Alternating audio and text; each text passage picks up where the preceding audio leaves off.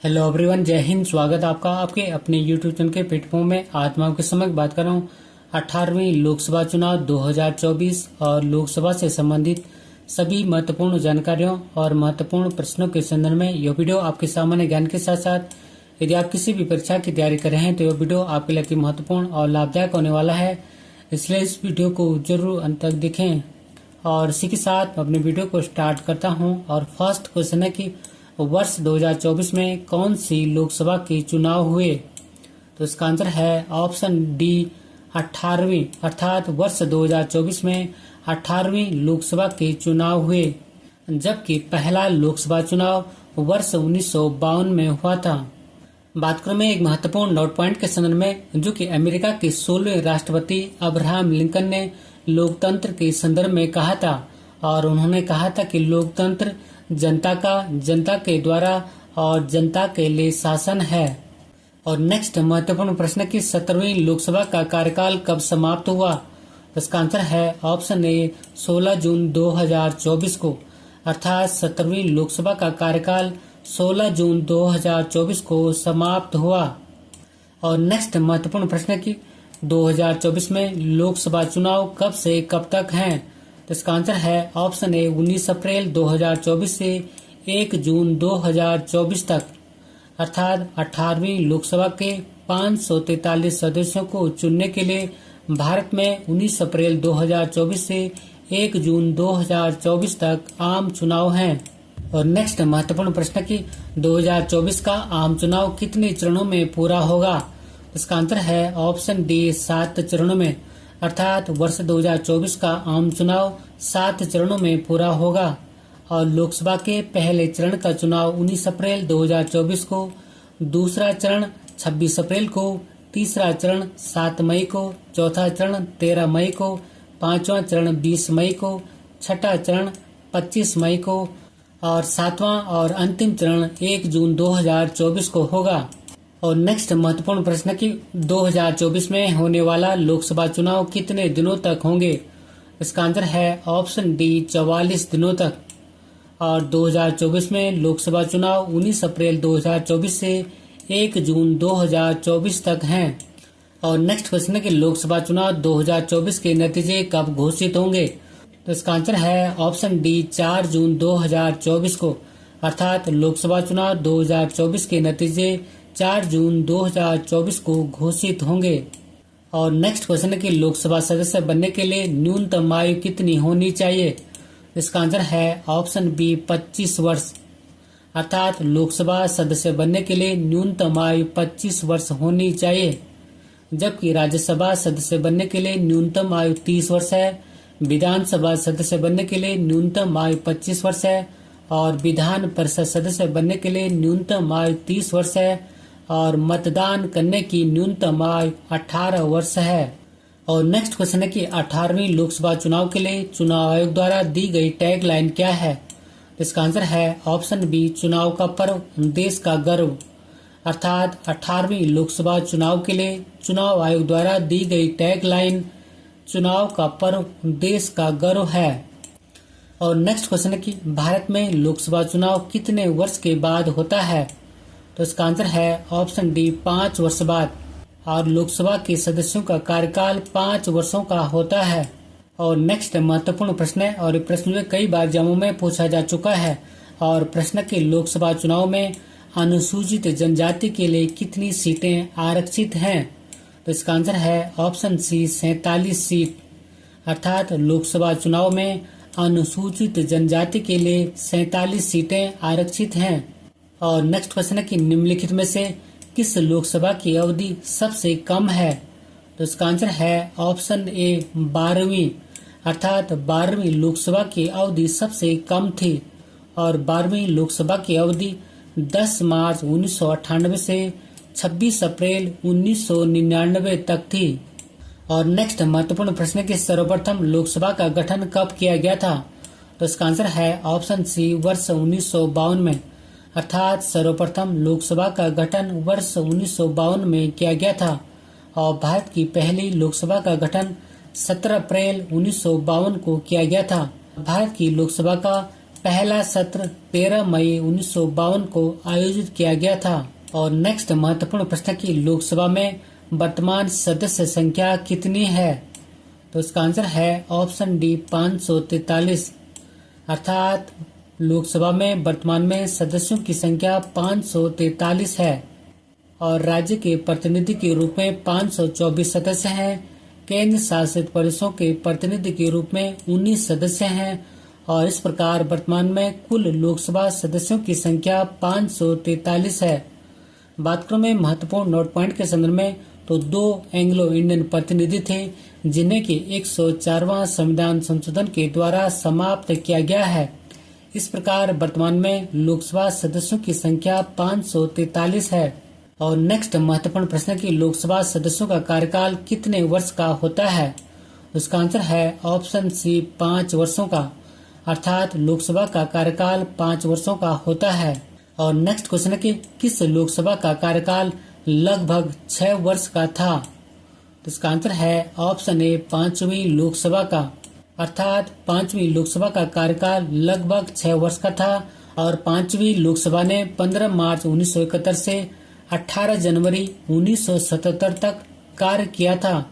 एक बार पुनः रिपीट करता हूँ कि 5वीं लोकसभा का कार्यकाल लगभग 6 वर्षों का था। और 5वीं लोकसभा ने 15 मार्च 1971 से 18 जनवरी 1977 तक कार्य किया था। नेक्स्ट महत्वपूर्ण प्रश्न की लोकसभा के सदस्यों का निर्वाचन किसके द्वारा होता है? तो इसका आंसर है ऑप्शन बी जनता के द्वारा। अर्थात लोकसभा के सदस्यों का निर्वाचन या लोकसभा के सदस्यों का चुनाव जनता के द्वारा होता है। और लोकसभा के सदस्यों का चुनाव या कार्यकाल 5 वर्ष के लिए होता है। और नेक्स्ट महत्वपूर्ण प्रश्न है और प्रश्न में कई बार जम्मू में पूछा जा चुका है। और प्रश्न की लोकसभा का चुनाव पहली बार किस वर्ष हुए थे? तो इसका आंसर है ऑप्शन ए वर्ष 1951-52 में। और भारत का पहला आम चुनाव 25 अक्टूबर 1951 से 21 फरवरी 1952 तक चला था। और भारत की पहली लोकसभा का गठन 17 अप्रैल 1952 को किया गया था। और भारत की लोकसभा का पहला सत्र 13 मई 1952 को आयोजित किया गया था। और नेक्स्ट महत्वपूर्ण प्रश्न की लोकसभा की प्रथम बैठक कब हुई थी? तो इसका आंसर है ऑप्शन बी 13 मई 1952 को। अर्थात लोकसभा की प्रथम बैठक 13 मई 1952 को हुई थी। और नेक्स्ट महत्वपूर्ण प्रश्न की नारी बंधन अधिनियम 2023 के अनुसार लोकसभा में महिलाओं के लिए कितना प्रतिशत सीट आरक्षण का प्रावधान किया गया है? तो इसका आंसर है ऑप्शन ए 33%।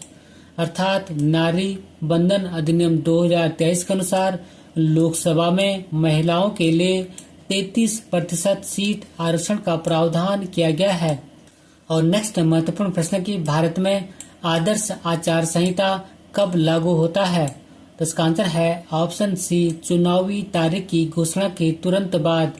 अर्थात भारत में आदर्श आचार संहिता चुनावी तारीख की घोषणा के तुरंत बाद लागू होता है।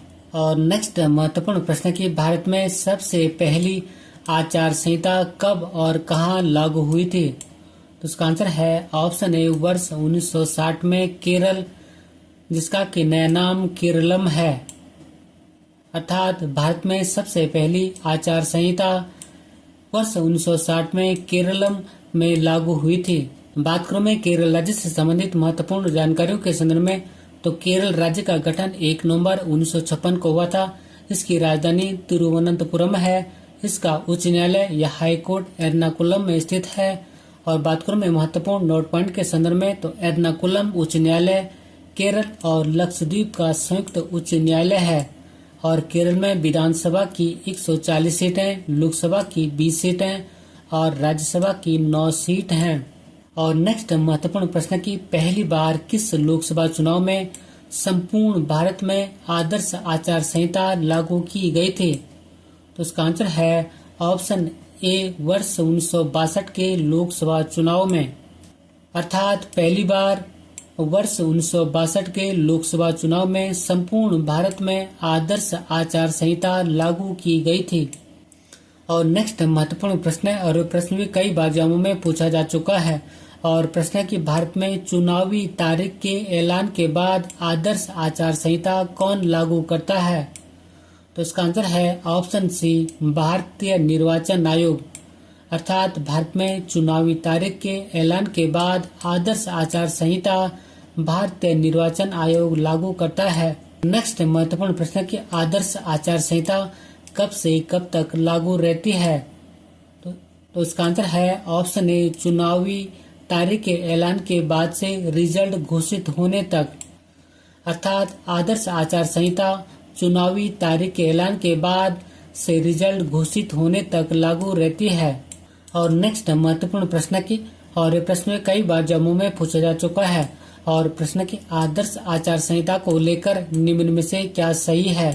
तो इसका आंसर है ऑप्शन डी, उपयुक्त सभी। अर्थात चुनाव संहिता का जिक्र या उल्लेख संविधान में नहीं है। यह चुनाव आयोग और राजनीतिक दलों की सहमति से बनाई गई एक प्रक्रिया है और चुनाव संहिता लागू होने के बाद नई योजनाएं लॉन्च नहीं की जा सकती हैं।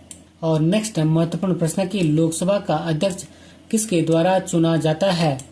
तो इसका आंसर है ऑप्शन डी, लोकसभा के सदस्यों के द्वारा।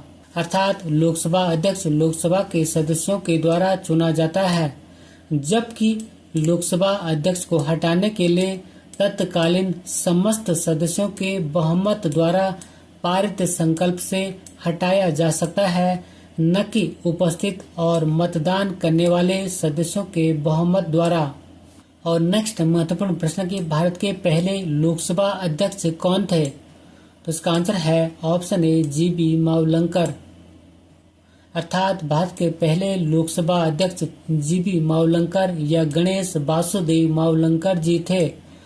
और गणेश वासुदेव मावलंकर या जीबी मावलंकर का कार्यकाल 15 मई 1952 से 27 फरवरी 1956 तक था।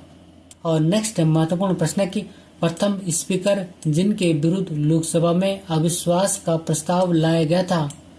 तो इसका आंसर है ऑप्शन बी, जीबी मावलंकर। अर्थात प्रथम स्पीकर जीबी मावलंकर जी थे, जिनके विरुद्ध लोकसभा में अविश्वास प्रस्ताव को लाया गया था। और जीबी मावलंकर के विरुद्ध अविश्वास प्रस्ताव 15 दिसंबर 1954 को लोकसभा में जे.बी. कृपलानी के द्वारा लाया गया था। लेकिन यह प्रस्ताव अर्थात यह अविश्वास प्रस्ताव लोकसभा के द्वारा 18 दिसंबर 1954 को अस्वीकृत कर दिया गया। और नेक्स्ट महत्वपूर्ण प्रश्न की, लोकसभा के जनक के रूप में किसे जाना जाता है? तो इसका आंसर है ऑप्शन बी, जीबी मावलंकर को। अर्थात लोकसभा के जनक के रूप में जीबी मावलंकर जी को जाना जाता है। और नेक्स्ट महत्वपूर्ण प्रश्न की, भारत के पहले लोकसभा उपाध्यक्ष कौन थे? तो इसका आंसर है ऑप्शन डी, अनंत सेनम आयंगर। अर्थात भारत के पहले लोकसभा उपाध्यक्ष अनंत सेनम आयंगर जी थे, जबकि भारत के पहले लोकसभा अध्यक्ष जीबी मावलंकर जी थे। और भारत की प्रथम लोकसभा का कार्यकाल 17 अप्रैल 1952 से 4 अप्रैल 1957 तक था। एक बार पुनः रिपीट करता हूँ कि भारत के पहले लोकसभा उपाध्यक्ष अनंत सेनम आयंगर जी थे, जबकि लोकसभा के पहले अध्यक्ष जीबी मावलंकर जी थे। और नेक्स्ट महत्वपूर्ण प्रश्न है, और प्रश्न कई बार जम्मू में पूछा जा चुका है। और प्रश्न की, भारत के पहले जनजातीय लोकसभा अध्यक्ष कौन थे? इसका आंसर है ऑप्शन डी, पी.ए. संगमा। अर्थात भारत के पहले जनजातीय लोकसभा अध्यक्ष पी.ए. संगमा जी थे। और नेक्स्ट महत्वपूर्ण प्रश्न की, भारत की पहली महिला लोकसभा अध्यक्ष कौन थी? तो इसका आंसर है ऑप्शन डी, मीरा कुमार।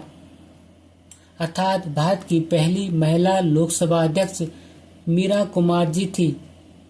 और ये क्वेश्चन भी कई बार जम्मू में पूछा जा चुका है। और श्रीमती मीरा कुमार भारतीय राष्ट्रीय कांग्रेस के प्रमुख नेताओं में से एक थी। और श्रीमती मीरा कुमार 15वीं लोकसभा की अध्यक्ष थी, जबकि लोकसभा की दूसरी महिला लोकसभा अध्यक्ष सुमित्रा महाजन थी, जो कि 16वीं लोकसभा की अध्यक्ष या अध्यक्षा थी। और नेक्स्ट महत्वपूर्ण प्रश्न की, भारत के वर्तमान अर्थात वर्ष 2024 में मुख्य निर्वाचन आयुक्त कौन है? उसका आंसर है ऑप्शन ए, राजीव कुमार। अर्थात भारत के वर्ष 2024 में मुख्य निर्वाचन आयुक्त राजीव कुमार जी हैं और संविधान के अनुच्छेद 324 में ही निर्वाचन आयोग को चुनाव संपन्न कराने की जिम्मेदारी दी गई है और भारत का मुख्य चुनाव आयुक्त भारत के चुनाव आयोग का प्रमुख होता है और मुख्य चुनाव आयुक्त की नियुक्ति भारत के राष्ट्रपति के द्वारा की जाती है और मुख्य चुनाव आयुक्त की अवधि या कार्यकाल 6 वर्ष या 65 वर्ष की आयु तक जो भी पहले हो तक होता है और भारत के पहले मुख्य चुनाव आयुक्त सुकुमार सेन जी थे। एक बार पुनः रिपीट करता हूँ कि भारत के पहले मुख्य चुनाव आयुक्त सुकुमार सेन जी थे। और नेक्स्ट महत्वपूर्ण प्रश्न की निर्वाचन आयोग की स्थापना कब हुई? इसका आंसर है ऑप्शन ए 25 जनवरी 1950 को, अर्थात निर्वाचन आयोग की स्थापना 25 जनवरी 1950 को हुई थी। और नेक्स्ट महत्वपूर्ण प्रश्न की राष्ट्रीय मतदाता दिवस कब मनाया जाता है? इसका आंसर है ऑप्शन ए 25 जनवरी को, अर्थात राष्ट्रीय मतदाता दिवस 25 जनवरी को मनाया जाता है क्योंकि 25 जनवरी 1950 को निर्वाचन आयोग की स्थापना हुई थी।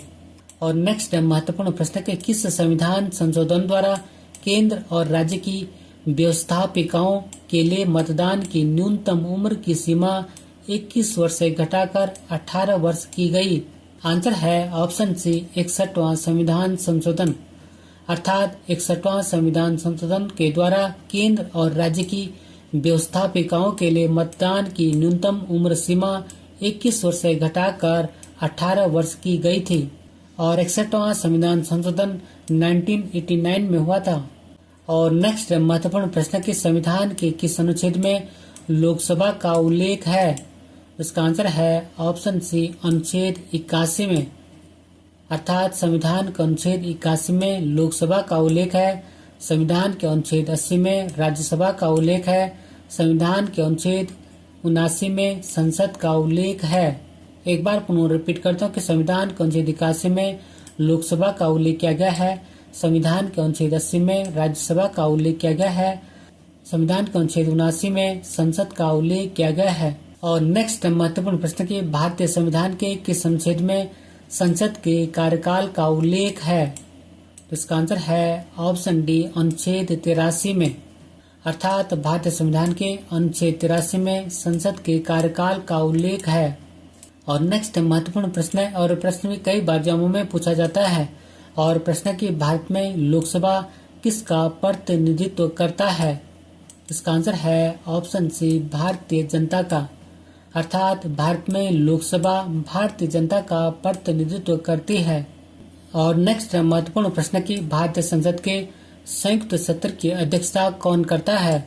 इसका आंसर है ऑप्शन सी लोकसभा का अध्यक्ष और लोकसभा का अध्यक्ष राष्ट्रपति द्वारा बुलाए गए संयुक्त सत्र की अध्यक्षता करता है। और नेक्स्ट महत्वपूर्ण प्रश्न के संसद का निम्न सदन कौन सा होता है?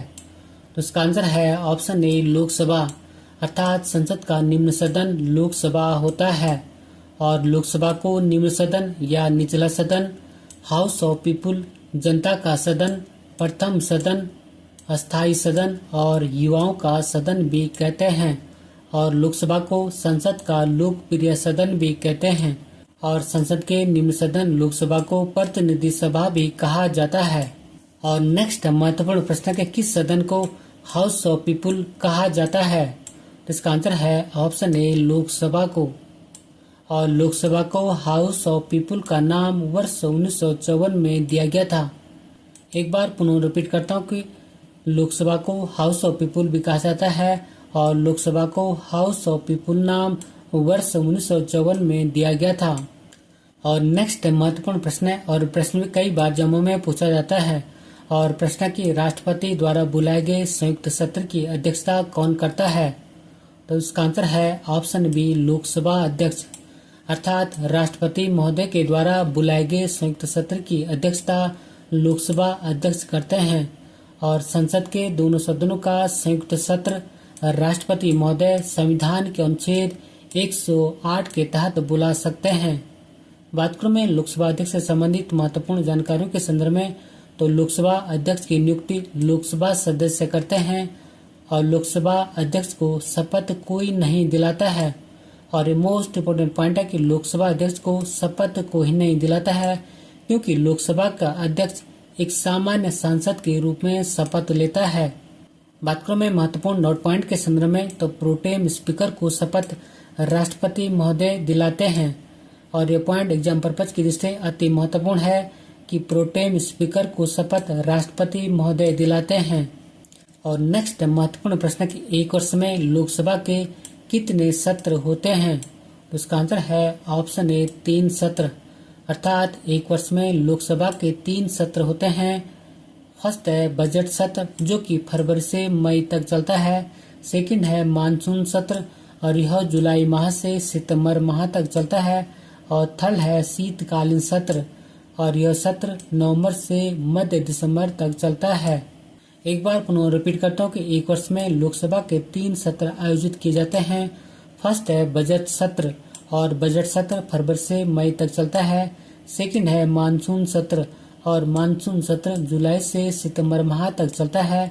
और थर्ड है शीतकालीन सत्र, और शीतकालीन सत्र नवंबर से मध्य दिसंबर तक चलता है। और नेक्स्ट क्वेश्चन है कि मंत्रिपरिषद सामूहिक रूप से किसके प्रति उत्तरदायी होता है? तो इसका आंसर है ऑप्शन ए लोकसभा के प्रति, अर्थात मंत्रिपरिषद सामूहिक रूप से लोकसभा के प्रति उत्तरदायी होता है। और नेक्स्ट महत्वपूर्ण प्रश्न है, और प्रश्न कई बार एग्जामों में पूछा जा चुका है। और प्रश्न की लोकसभा और राज्यसभा की संयुक्त बैठक किस अनुच्छेद के अंतर्गत राष्ट्रपति द्वारा बुलाया जा सकता है? इसका आंसर है ऑप्शन डी अनुच्छेद 108, अर्थात लोकसभा और राज्यसभा की संयुक्त बैठक अनुच्छेद 108 के अंतर्गत राष्ट्रपति महोदय के द्वारा बुलाया जा सकता है।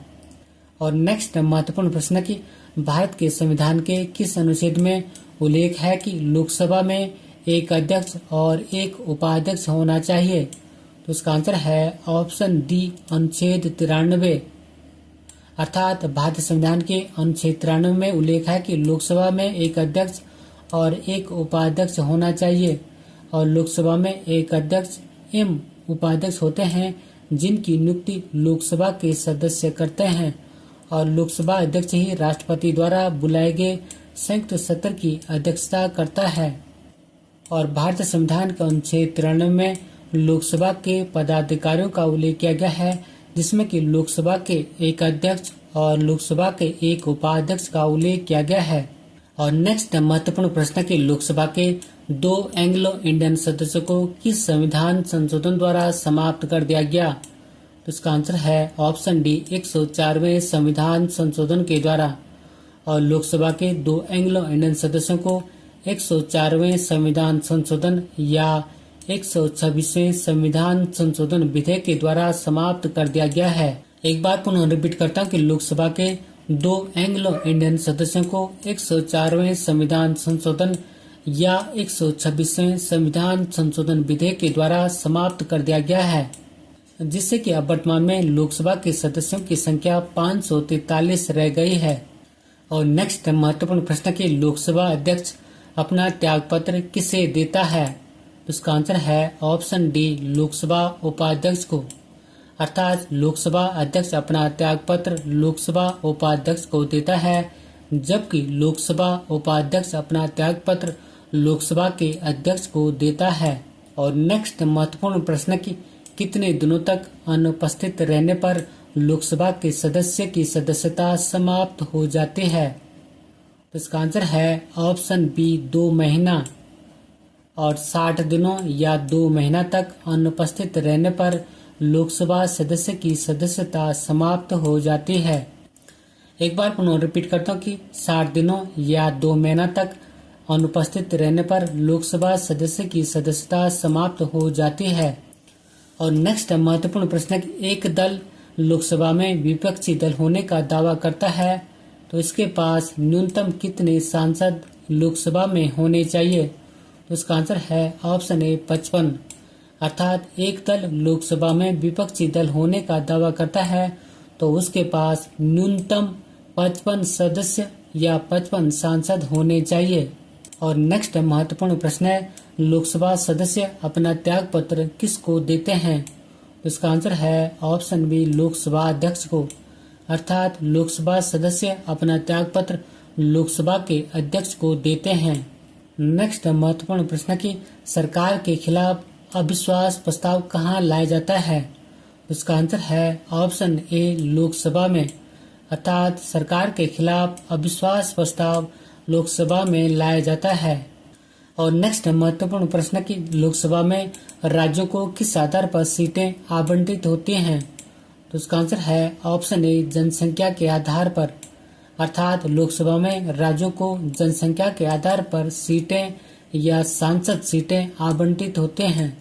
और नेक्स्ट महत्वपूर्ण प्रश्न के भारतीय संविधान के किस अनुच्छेद के अंतर्गत लोकसभा में अनुसूचित जातियों के आरक्षण का प्रावधान किया गया था? तो उसका आंसर है ऑप्शन ए अनुच्छेद 330, अर्थात भारतीय संविधान के अनुच्छेद 330 के अंतर्गत लोकसभा में अनुसूचित जातियों के आरक्षण का प्रावधान किया गया है। और नेक्स्ट क्वेश्चन है कि लोकसभा को कार्यकाल पूरा होने से पहले भंग किया जा सकता है? तो इसका आंसर है ऑप्शन डी प्रधानमंत्री की सिफारिश पर राष्ट्रपति द्वारा, अर्थात लोकसभा को कार्यकाल पूरा होने से पहले प्रधानमंत्री की सिफारिश पर राष्ट्रपति महोदय के द्वारा भंग किया जा सकता है। और नेक्स्ट महत्वपूर्ण प्रश्न की लोकसभा की बैठक की अंतिम तिथि तथा दूसरी बैठक की प्रथम तिथि के बीच कितने समय से अधिक का अंतराल नहीं होना चाहिए? उसका आंसर है ऑप्शन डी 6 माह, अर्थात लोकसभा की अंतिम बैठक तथा दूसरी बैठक की प्रथम तिथि के बीच 6 माह से अधिक का अंतराल नहीं होना चाहिए। और नेक्स्ट महत्वपूर्ण प्रश्न के लोकसभा का कोरम कुल सदस्य संख्या का कितना होता है? तो इसका आंसर है ऑप्शन डी 1/10, अर्थात लोकसभा का कोरम कुल सदस्य संख्या का 1/10 होता है। बात करूं मैं गणपूर्ति या कोरम के तात्पर्य के संदर्भ में, तो सदन की बैठक आयोजित करने हेतु उपस्थित आवश्यक सदस्यों की न्यूनतम सदस्यों की संख्या से होता है, अर्थात सदन की बैठक आयोजित करने हेतु उपस्थित आवश्यक सदस्यों की न्यूनतम सदस्यों की संख्या को कोरम या गणपूर्ति कहा जाता है। और नेक्स्ट महत्वपूर्ण प्रश्न की और प्रश्न में कई बार जम्मू में पूछा जाता है। और प्रश्न की 42वें संविधान संशोधन 1976 के द्वारा लोकसभा का कार्यकाल 5 वर्ष से बढ़ाकर कितना कर दिया गया था? उसका आंसर है ऑप्शन बी 6 वर्ष, अर्थात 42वें संविधान संशोधन 1976 के द्वारा लोकसभा का कार्यकाल 5 वर्षों से बढ़ाकर 6 वर्ष कर दिया गया था। लेकिन 44वें संविधान संशोधन 1978 के द्वारा लोकसभा का कार्यकाल 6 वर्ष से घटाकर पुनः 5 वर्ष कर दिया गया था। और नेक्स्ट महत्वपूर्ण प्रश्न की 44वें संविधान संशोधन 1978 के द्वारा लोकसभा का कार्यकाल 6 वर्ष से घटाकर कितना कर दिया गया? तो उसका आंसर है ऑप्शन ए 5 वर्ष, अर्थात 44वें संविधान संशोधन 1978 के द्वारा लोकसभा का कार्यकाल 6 वर्ष से घटाकर 5 वर्ष कर दिया गया। और नेक्स्ट महत्वपूर्ण प्रश्न के लोकसभा का सचिवालय किसके नियंत्रण में होता है? तो उसका आंसर है ऑप्शन डी लोकसभा अध्यक्ष के, अर्थात लोकसभा का सचिवालय लोकसभा के अध्यक्ष के नियंत्रण में होता है। और नेक्स्ट महत्वपूर्ण प्रश्न के किसे लोकसभा का अभिरक्षक या अभिभावक या गार्जियन कहा जाता है? तो उसका आंसर है ऑप्शन सी लोकसभा अध्यक्ष, अर्थात लोकसभा का अभिरक्षक या लोकसभा का अभिभावक लोकसभा अध्यक्ष को कहा जाता है। और नेक्स्ट महत्वपूर्ण प्रश्न की लोकसभा का नेता कौन होता है? इसका आंसर है ऑप्शन सी प्रधानमंत्री, अर्थात लोकसभा का नेता प्रधानमंत्री होता है। और नेक्स्ट महत्वपूर्ण प्रश्न के संविधान के किस संशोधन ने लोकसभा के सदस्यों की संख्या 525 से बढ़ाकर 545 कर दी? तो उसका आंसर है ऑप्शन ए 31वें संविधान संशोधन ने। और 31वें संविधान संशोधन 1973 के द्वारा लोकसभा के सदस्यों की संख्या 525 से बढ़ाकर 545 कर दी गई। और नेक्स्ट महत्वपूर्ण प्रश्न है और प्रश्न भी कई बार जम्मू में पूछा जा चुका है। और प्रश्न की आपातकाल के दौरान लोकसभा का कार्यकाल एक बार में 1 वर्ष बढ़ाने का अधिकार संसद को है, तो यह किस अनुच्छेद में बताया गया है? आंसर है ऑप्शन सी अनुच्छेद 83, अर्थात आपातकाल के दौरान लोकसभा का कार्यकाल एक बार में 1 वर्ष बढ़ाने का अधिकार संसद को है। इसका उल्लेख भारतीय संविधान का अनुच्छेद 1983 में किया गया है।